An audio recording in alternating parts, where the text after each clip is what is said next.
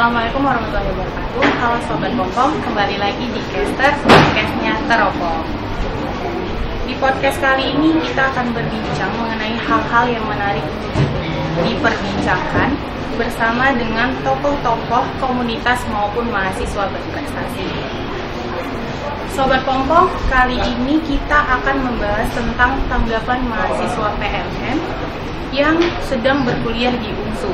Nah, Sobat Pompom pasti penasaran kan, gimana sih mahasiswa PMM yang merasakan selama berkuliah di Universitas Muhammadiyah Sumatera Utara ini, serta di Kota Medan. Nah, kembali lagi bersama saya Atika Khairuna, bersama dengan bintang tamu kita Risma Dewi Wahyu Mufti, mahasiswa PMM dari Universitas Muhammadiyah Sidoarjo, dan Yusuf Kurniawan, mahasiswa PMM dari Universitas Putra Bangsa. Halo Bang. Halo Kak. Nah, sebelumnya nih saya pengen tahu dong sama Kak sama Bang. Biasanya panggilan untuk orang yang lebih tua dari kita itu apa tuh dari kakaknya? Kalau dari aku sih di Jawa Tengah ya khususnya. Kalau untuk perempuan sih Mbak. Terus untuk laki-laki tuh Mas. Mbak sama Mas. Iya. Abang Sama Jawa Tengah juga soalnya. Biasanya sama Jawa Kalau Tengah. kalau perempuan ya Mbak, Mas. Oh ya, dan biar lebih akrab saya manggilnya Mbak sama Mas aja, Iya, boleh kan? boleh. Nah, Mbak sama Mas nih, gimana nih kabarnya setelah melakukan perjalanan nih dari kota asal ke Kota Medan? Kalau boleh tahu di sini dari Mas dulu, Pak. Kalau saya awalnya kayak agak takut gitu naik pesawat, karena baru pertama kali kan kemarin, dan ya ketakutan itu emang masih terasa pas naik tuh. Kan pas naik pesawat kayak kalau turbulensi agak geruduk-geruduk gitu. Ya itu pas penerbangan pertama, terus transit ke Jakarta, habis dari Jakarta ke Medan udah kayak lebih biasa sih. Kalau pas Berarti ada transit. ya, kalau pas sampai Medannya ya belum begitu ada perbedaan sih, cuma setelah beberapa hari hidup di sini agak ada culture shock gitu, kayak bahasanya kan di sini agak lebih tegas gitu ya kalau orang bicara. Terus paling culture shock itu di lalu lintasnya. Oh Iya, kemudian di Ada perbedaan di gitu ya? persimpangan depan UNSU itu di pertigaan kayak ramai banget orang nyebrang gitu sih. Kalau yang lain mungkin makanan ya. Kalau makanan di sini kan ada masakan Padang tuh, kalau namanya Minang ya di sini. Iya, Minang. Kalau saya masakan Minang di sini kurang cocok di lidah, nggak tahu kenapa, kayak rasanya tuh nggak terlalu pedas sih, kayak rasanya terlalu kuat gitu, rempah-rempahnya gitu. Rempahnya terlalu banyak ya. Kalau untuk aku sendiri sih ya soalnya dari rumah kan berangkat jam 2 pagi tuh sampai berangkat kan, apalagi kan ya kan, apalagi kalau sampai Medan kan jam 5-an ya kalau kita pesawat ya. Satu penerbangan soalnya. Iya. Berangkat dari Juanda, terus transit di Jakarta juga, terus ada delay setengah jam kan. Terus sampai Medan jam setengah 6-an kalau nggak salah, setengah 6 dia terus nungguin teman-teman juga yang dari daerah lain kan belum sampai. Terus dari Bandara Kuala Namu jam 6 sorean ya, jam 6 atau jam 7, pokoknya habis maghrib lah. Habis maghrib terus habis itu sampai di UNSU kalau nggak salah setengah 10. Berarti sebelum ke itu ngumpul di bandaranya dulu. Iya, terus berangkat bareng-bareng dijemput pakai bis. Oh, jadi menarik. Jadi langsung kita sampai langsung ketemu banyak. Dia langsung kenalan-kenalan gitu di bandara. Nah, terus apa sih alasan Mbak sama Mas ikut PMM ini? Kenapa nggak ikut magang atau kegiatan-kegiatan lain yang ditawarkan dari kampus Merdeka? Mbak dulu. Kalau saya sih kan karena baru semester 3 ya. Terus jadi ini kalau saya tahu program PMM ini juga dari dosen kan, dari prodi kan. Terus teman-teman akhirnya juga banyak yang ikut. Tapi di univ lainnya kan. Udah saya ikut program PMM ini karena kayak menarik gitu. belajar budaya baru di daerah orang lain, terus ketemu banyak teman di daerah dari daerah lain kan seru juga.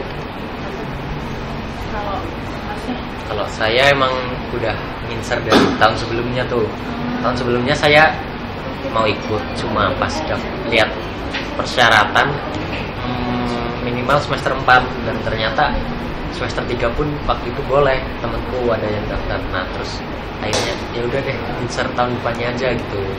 Terus tahun inilah daftar, terus aku pikir kayak lebih lebih berkesan ini loh, kayak kapan lagi nih keluar Jawa, kuliah di luar Jawa gitu loh. Iya juga iya, kan ya. Dan yang dari kampusku itu kebetulan cuma aku yang ikut, soalnya emang sedikit sosialisasinya kalau program pertukaran mahasiswa. Bahkan kemarin pas saya lolos ini ada dosen yang heran loh, ih kok ada yang daftar ini ya gitu. Sampai heran ya. Soalnya emang jarang, kebanyakan dari kampusku kayak yang lebih disosialisasikan kampus mengajar sama studi independen sama magang. Kalau misalnya tadi kan kakak bilang kalau di kampus kakak itu kan banyak yang lulus. Itu kira-kira semua lolos atau gimana? Ada yang mengundurkan diri Kak sebenarnya. Mungkin karena belum izin orang tua atau yang oleh ngetes apalagi kan di luar Jawa kan. Jadi awalnya diizinin kan, ada yang harus tidak diizin pas berarti itu ada seleksinya lagi. Oh saya kita cepet-cepetan daftar ya. Oh iya cepet-cepetan daftar. Tapi ada tesnya sih, tes kebinekaan. Kebinekaan itu. Nah kalau boleh tahu nih Mas sama Mbak, ada berapa orang yang lulus atau lulus? Kalau untuk perempuan 41 anak sih. Totalnya itu ada 61, yang cowok sekitar 20-an sih. Perempuan ya? Iya betul. Nah kan yang saya tahu nih Mas sama Mbak itu udah beberapa minggu nih di UNSU kan. Gimana sih rasanya ngejalanin pelajaran yang ada di UNSU ini? Pas di UNSU ya pertama kali Senin kemarin kan agak deg-degan sih, soalnya kan belum kenal sama satu kelasnya kan. Terus apalagi kalau masuk kelas semester 7 itu deg-degan banget. Terus tapi alhamdulillah mahasiswa UNSU welcome semua sih. Sejauh ini welcome semua sama mahasiswa PMN. Iya asik. Kalau saya sih, menurut saya biasa, soalnya tahun-tahun sebelumnya pun saya sudah offline ya, jadi nggak begitu ada kaget. Cuma paling ya kadang kalau baru masuk kelas tuh kan aku pakai ini nih, kayak diliatin tuh siapa nih. Terus waktu itu ada juga dosen yang langsung notice, kamu ngapain Mas pakai ini, pakai kalung gitu. terus dijelasin saya mahasiswa PMM Bu. Oh gitu. Jadi ya kalau udah dijelasin gitu ya mereka pada welcome sih. Terus kayak ditanyain masuk grup belum gitu, grup matkulnya gitu. Berarti ini mahasiswanya welcome ya, asik juga. Asik. Terus membantu juga di kelas. Lumayan membantu di kelas. Soalnya kan beberapa kan ada yang lintas jurusan ya. Iya. Saya lintas jurusan juga.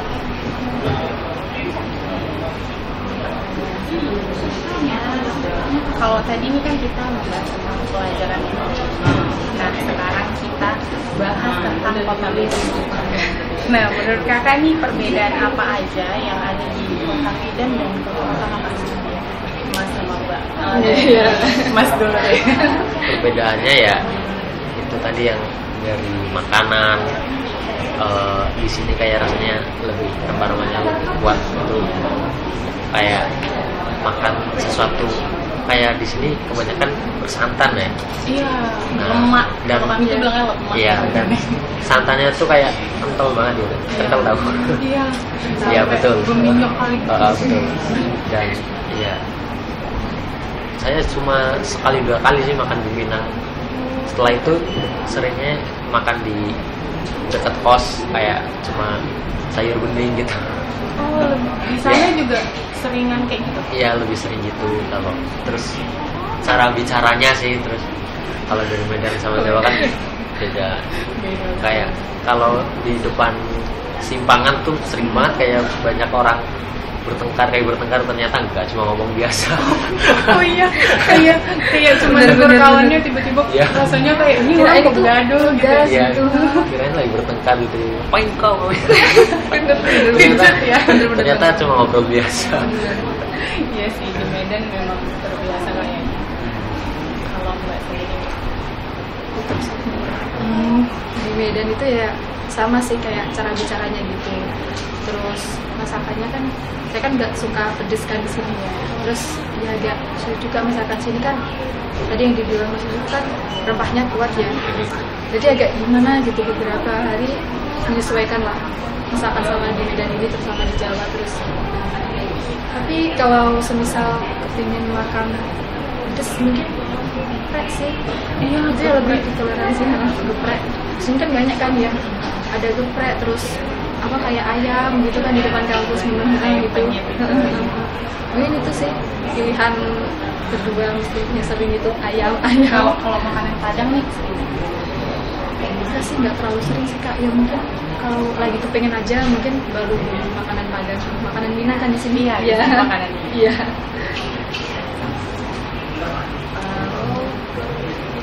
Selama di Medan ini ada nggak sih kesulitan yang udah nggak sama Mas alamin gitu, maksudnya kayak terkejut gitu sama lingkungan kayak apa? Kalau Mas dulu Kesulitan ya nggak ada yang berarti, itu cuma kayak pertama kaget aja itu. Kan saya baru pertama kali merantau nih. Sebelumnya saya di Kebumen tuh hidupnya ya di rumah kampus Semak. Di sini tuh pertama merantau langsung di luar Jawa, terus harus apa-apa sendiri. Iya. Itu sih paling nggak ada. Kalau sekarang udah adaptasi sih, udah biasa. Udah mulai terbiasa. Sama paling nggak ada di sini, nggak ada kereta ya, motor. Oh, iya, motor. Nggak ada motor. Kereta sih ya, kereta. Kami sih biasa kayak kereta. Terus untuk kereta api itu bentuknya apa Kak? Kereta api. Jadi tuh kayak kereta sama kereta api. Oh, mobil juga kereta. Mobil enggak, kalau mobil. Oh, berarti kalau sepeda motor itu kereta. Iya. Oh, di sana sepeda motor. Dan sepeda motor. Beda ya. Beda. Kalau kereta api? Kereta. Ini kalau bahasa Jawa sepur ya. Iya. Kalau bahasa Jawa sepur. Sepur. Kalau bahasa Indonesia Kereta. Kereta api. Namanya nyebutnya kereta sih. Ada yang nggak ada pakai kereta apinya. Iya gitu doang. Kok di sini lengkap ya kereta api gitu. Sempet bingung sih awalnya kereta itu apa? Kereta api, bisa ada yang rental kereta nggak? Kereta apa? Ada biasa sih. Oh, kalian kadang ada ya begitu terus nanya rental kereta gitu. Kayaknya sih di sini kebanyakan rental mobil ya. Oh, kereta itu jarang. Paling ya gojek gitu, gojek online yang Grab gitu kan. Banyak sih.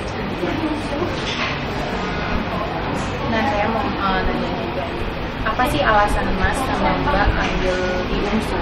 Kenapa harus UNSU gitu? Atau di Medan ini ada yang istimewa atau gimana? Saya dari ya. Kalau saya ambil di UNSU sih awalnya mau ambil gitu ya di Bengkulu, kalau nggak di Riau. Nah, tapi kata di sini tuh di UNSU aja, soalnya ada alumni PMM 1 kan, pernah di UNSU juga kan. Di UNSU juga, kakak juga pernah di UNSU, katanya gitu. Terus alhamdulillah sih, terus pilihan pertama aku ambil UNSU, terus pilihan kedua ambil Bengkulu kan. Alhamdulillahnya keterima di UNSU. Berarti ada saran dari Iya, dosen, rekomendasi dari dosen sama kakak tingkat juga. Kalau Masnya? Kalau saya awalnya cuma cari yang ada ilkomnya ya. Oh iya. Soalnya saya pengen linjur ilkom sama cari yang akreditasi A sih. Tapi kalau kemarin pilihan pertama saya Udayana di Bali. Ya, pilihan dua UNSU. Kenapa pilih UNSU ya? Pertama itu tadi. Terus saya pikir kayak Medan tuh kota besar gitu, kayak berarti di sana sulit lah. Misal akses atau Aksesnya tuh cepat lah. atau sinyal internet gitu. Ya. Kalau Kalau di Medan ini ada sih beberapa yang memang sinyalnya agak susah. mungkin Telkomsel di sini susah juga. Beberapa provider Apa yang tahu? tapi nggak apa sih kan ada wifi juga kan. Iya. Jadi Di mudah. tempat sana tidak ada wifi. Nggak ada Oh, wifi. berarti tempat Mbak aja nggak ada. Kirain ada wifi. Enggak. Berarti. Nah, selama Mbak sama Mas di Medan nih, udah kemana aja nih di Medan? Dari Mas Budi. Kalau saya belum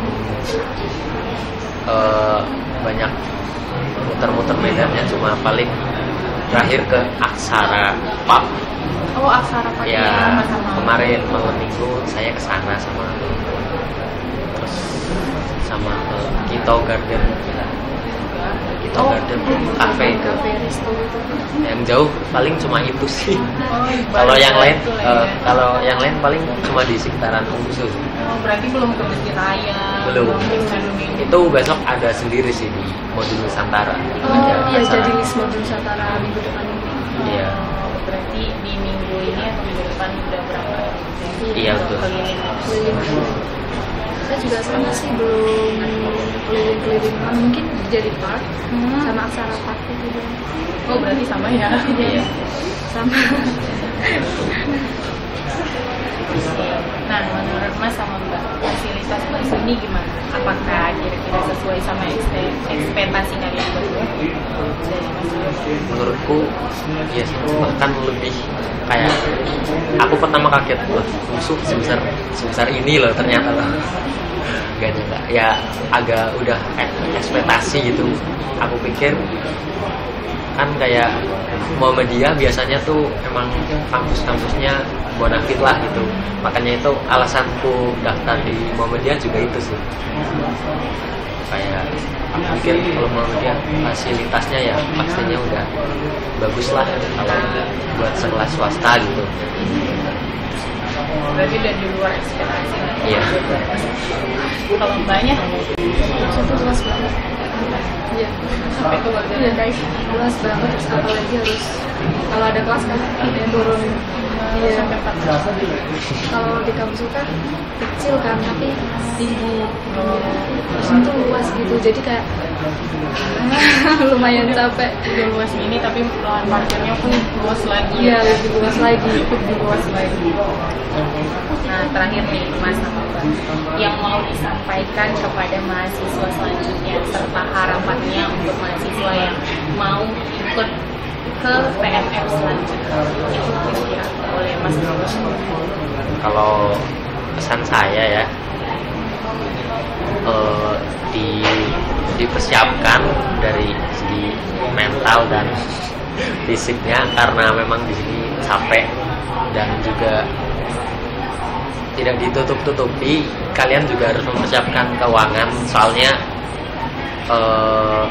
memang ada uang dari pemerintah, cuma kadang kan ada yang telat gitu. Kan nggak ada tahu apa kayak ada terkendala juga. Iya betul, mengantisipasi telatnya cairnya dana, dan juga untuk berkas-berkas persyaratan kalian harus siapkan betul-betul, jangan sampai ada yang salah, terutama untuk bagian yang keuangan kayak rekening, terus data-data pribadi kalian itu jangan sampai ada yang salah, soalnya itu yang menghambat cairnya pendanaan. Itu sih Bang. Sama sih, kalau nyiapin mental juga, terus kayak bener-bener kayak stok obat jangan lupa dibawa, itu paling bener itu. Soalnya kan nggak tahu kan, mungkin di cuma dari daerah asal atau di PT tujuan kan, perguruan tinggi tujuan kan beda kan, takutnya nanti sakit atau gimana. Terus berkas-berkas juga dilengkapi, terus masalah finansial tadi dikatain Kak Yusuf juga harus dipersiapin juga sih. Karena ada hal-hal nggak terduga Iya, bisa Mungkin hal urgent atau gimana kan kita nggak tahu, Iya. kota orang juga kan soalnya. Oke, segitu dulu podcast kita kali ini. Terima kasih Bang Yusuf, terima kasih Mbak. Nah, Sobat Kompong, sampai ketemu di podcast berikutnya. Salam pers mahasiswa. Mahasiswa.